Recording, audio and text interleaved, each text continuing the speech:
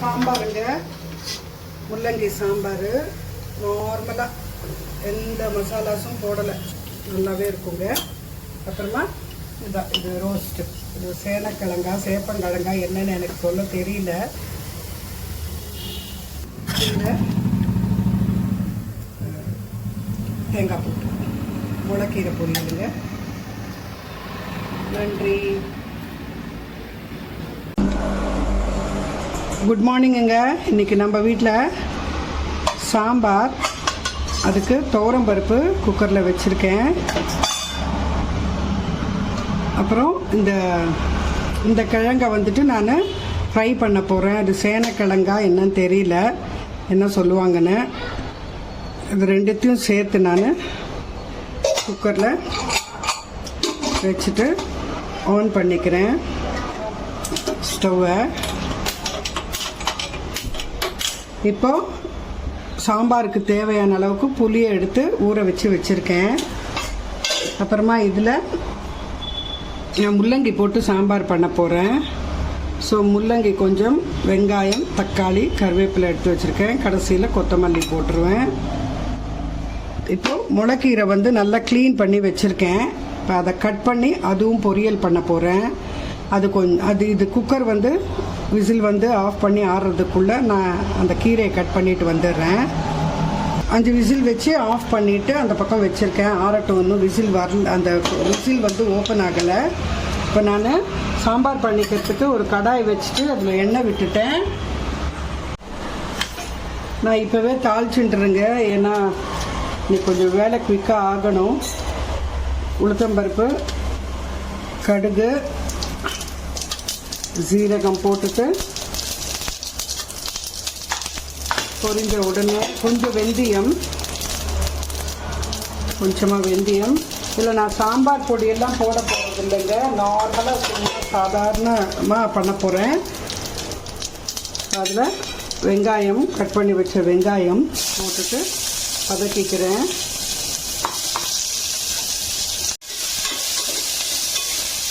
இதுலேயே பச்சை மிளகாய், ஒரே ஒரு பச்சை மிளகாய் ஸ்லிப் பண்ணி வச்சுருக்கேன், போட்டுட்டேன். அப்புறம் கருவேப்பிலையும் போட்டுடுறேன். கருவேப்பிலை வதங்கின உடனே தக்காளி, அதையும் போட்டுட்டு வதக்கிக்கிறேன். குக்கர் விசில் வருதான்னு பார்க்கலான்னு வரல. முள்ளங்கி போட்டுடுறேன்.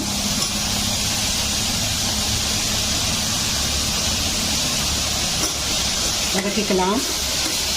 இதுக்கு மஞ்சள் தூள், இல்லை வேறு ஒரு மசாலா, வேறு எதுவுமே அரைச்சி விடுறதோ இல்லை பவுடர் பண்ணி போடுறதோ அதெல்லாம் இல்லைங்க. ஒரு 1.5 ஸ்பூன் தனியாத்தூள், ஒரு ஸ்பூன் மிளகாய்த்தூள், கொஞ்சம் பெருங்காயமும் போட்டுட்டு வதக்கிக்கலாம். வதக்கியாச்சு. இப்போ புளி தண்ணியை ஊற்றிடலாம்.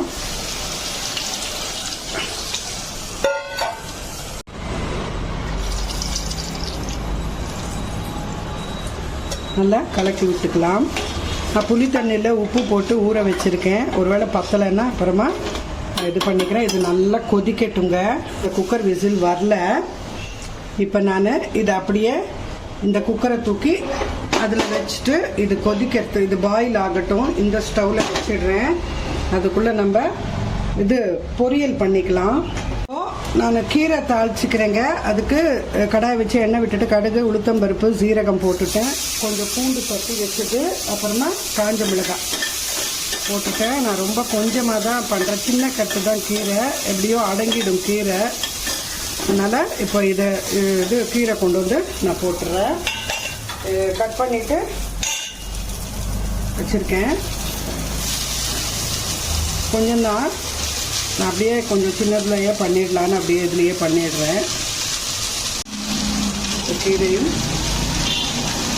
போட்டுட்டேன். கொஞ்சம் அடங்கி வரட்டும். இப்போ இந்த சாம்பார் பார்க்கலாம், கொதிச்சுன்னு இருக்கு.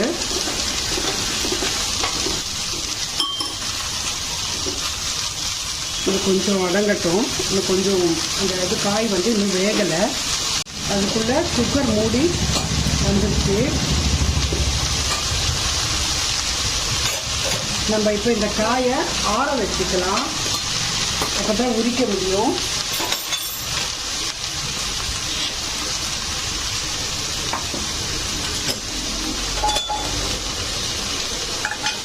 பருப்பு எடுத்துக்கலாம்.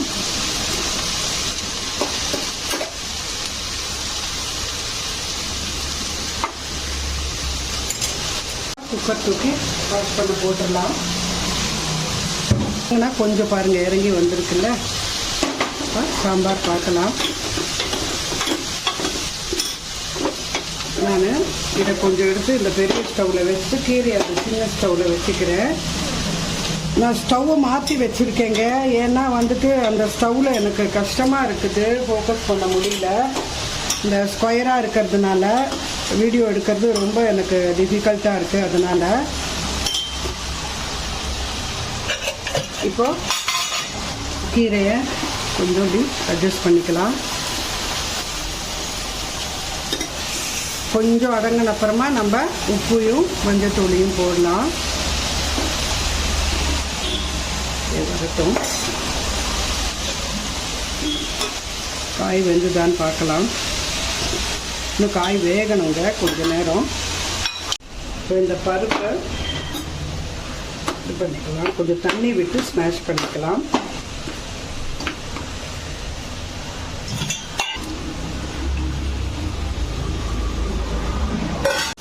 இப்போ கீரை கொஞ்சம் அடங்கி வந்திருக்குது. கீரையில் உப்பு மஞ்சள் தூள் போட்டுட்டேன். அதை நான் இப்போ உரசி போட்டுக்கிறேன்.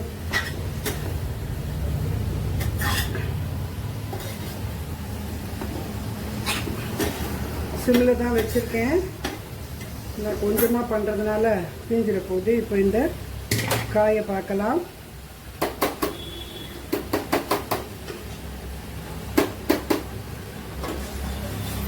வெந்துருச்சு, ஆல்மோஸ்ட் வெந்துருச்சு. பருப்பு தண்ணியிலையும் கொஞ்சம் வேகும், பருப்புலேயும் கொஞ்சம் வேகட்டும். இப்போ நான் இதில் மொத்த பருப்பையும் போட போகிறது இல்லைங்க, கொஞ்சம் ஜாஸ்தியாக தோணுது எனக்கு. இது மட்டும் போடுவோம். கலக்கி விட்டுட்டு எடுத்து வச்சிடுறேன். இப்போ இதில் தண்ணி விட்டுக்கலாம். ரொம்ப திக்காக இருக்கு இல்லையா.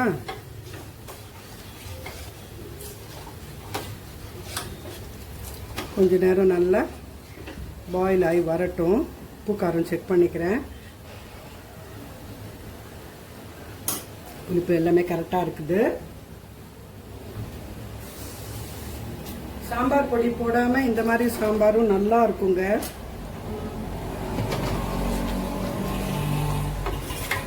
நல்லா பாயில் ஆகி வரட்டும். இப்போ கொஞ்சோண்டு நான் கொத்தமல்லி போடுறேன், கடைசியில் கொஞ்சம் போடுறேன். வேகட்டும், பாயில் ஆகட்டும். இப்போ கீரையை பார்க்கலாம். இப்போ நான் கொஞ்சம் வெந்துதான்னு பார்க்குறேன், இன்னும் வேகலை. இப்போ நான் இந்த காயை உரிச்சிட்டு வந்துடுறேன். கொஞ்சம் ஆறி இருக்கு. சாம்பார் பார்க்கலாம்.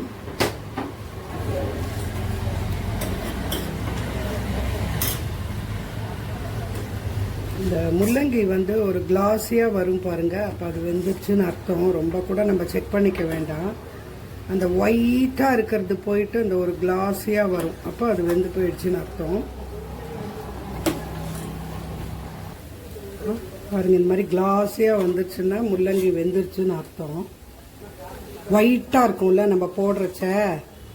அதுக்கப்புறம் கொஞ்சம் இந்த மாதிரி கிளாஸியாக வந்துடும், டிரான்ஸ்பரண்ட்டாக இருக்கிற மாதிரி.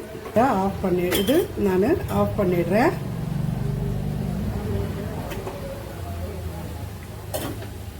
இப்போ நான் தேங்காய் போட்டுறதுல கீரை வெந்து போயிடுச்சு. ஆஃப் பண்ணிட வேண்டியதுதான். கீரை நல்லா வெந்துருச்சு. கீரை முடிஞ்சது. ஸ்டவ் ஆஃப் பண்ணிவிட்டு இதையும் மூடி வச்சுடுறேன். சாரி, இதில் கொஞ்சம் கொத்தமல்லி போட்டுறேன். கடைசியாக கொஞ்சம் போடுறது மறந்துட்டேன். சூடாக தான் இருக்குது, இதை போட்டுறேன். இப்போ இதை உரிச்சிட்டு இப்படி ரவுண்ட் ரவுண்டாக கட் பண்ணிட்டு வந்துட்டேன். இது ரொம்ப குழன்னு வேக வைக்கக்கூடாதுங்க, பத்திரமா வேக வச்சுக்கணும். அதுக்கு தான் நான் ரொம்ப பருப்பு மேலே அப்படி வச்சிட்டேன். இப்போ இதில் உப்பு, மஞ்சள் பொடி, மிளகாய்த்தூள் போட்டு இப்படி புரட்டி வச்சுட்டேன். இது குழந்தான் தான் இருக்கும். இது ஆக்சுவலாக சாப்பிட்றச்சு தான் நம்ம வறுத்துக்கணும். பட் நான் வீடியோவில் காட்டுறதுக்காக இப்போ வறுத்துறேன். சாப்பிட்றச்சு ஒரு வாட்டி சூடு பண்ணிக்க வேண்டியது தான். இப்போ இதை வறுத்துக்கலாம். வறுத்துக்கிறதுக்காக எண்ணெய் ஊற்றி கடாயில் வச்சுருக்கேங்க. சின்ன சின்ன கடாய் கொஞ்சமாக பண்ணுறது, சின்ன சின்ன கடாய் தான் யூஸ் பண்ணுறது. இதை தூக்கி இதில் போட்டுறேன்.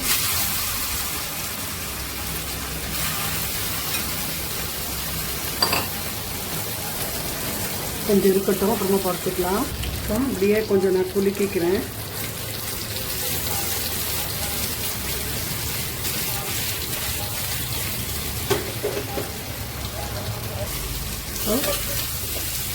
வச்சு டீ ரொம்ப பெருசாக வச்சுட்டா அப்புறமா ஒரு மாதிரி தீஞ்ச மாதிரி ஆகிடும். கொஞ்சம் நிதானமாக வச்சே தான் இது பண்ணணும். அது கொஞ்சம் நேரம் ஆகும் தாங்க. நிதானமாக பண்ணிக்கலாம். இது நான் ரொம்ப அனல் அடிக்குதுங்க. பெருசாக வச்சுட்டு தீஞ்சிட போது ஸ்லோ ஃப்ளேமில் தான் இது நல்லா வதங்கணும். ஸோ சின்ன ஸ்டவ்வில் வச்சு இதை ஆஃப் பண்ணிடுறேன். கொஞ்சம் நேரம் அது நல்லா பொரியட்டும். நல்லா வதக்கிக்கலாம் லைட்டாக. அது இவ்வளோதாங்க, பொரிஞ்சிடுச்சு. இதோட நான் ஆஃப் பண்ணிடுறேன். அதுதாங்க நம்ம சமையல். இப்போ இதை கொஞ்சம் அப்படியே திறந்து வச்சிடலாம். ஏன்னா இது ரோஸ்ட் பண்ணியிருக்கோம் இல்லையா, கொஞ்சம் மூடி வச்சுட்டா மெத்துன்னு ஆகிட போகுது. அதனால் இதை அப்படியே விட்டுடலாம். கொஞ்சம் சாம்பாருங்க, முள்ளங்கி சாம்பார். நார்மலாக எந்த மசாலாஸும் போடலை. சாம்பார் பொடி எதுவுமே, வெறும் மிளகாத்தூள், தனியாத்தூள், உப்பு, மஞ்சள் தூள், புளி தண்ணி, வெங்காயம், தக்காளி, பச்சை மிளகாய், பருப்பு அண்டு காய். நல்லாவே இருக்குங்க. அப்புறமா இதான் இது ரோஸ்ட்டு.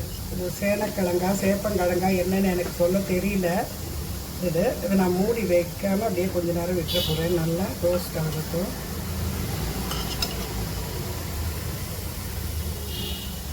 எனக்குமே கொஞ்சம் ஜாஸ்தி பாயில் ஆகிடுச்சான்னு டவுட்டாக இருக்குது. பட் வேகலை என்னாலும் நல்லா இருக்காதுங்க. இது இப்படியே இந்த சூடுக்கே நல்லா ரோஸ்ட் ஆகிடும். இன்னும் கூட இதில் ஆயிலில் பொரிச்சு எடுத்தால் இன்னும் சூப்பராக இருக்குங்க. இந்த தேங்காய் போட்டு முளைக்கீரை பொரியலுங்க. நன்றி.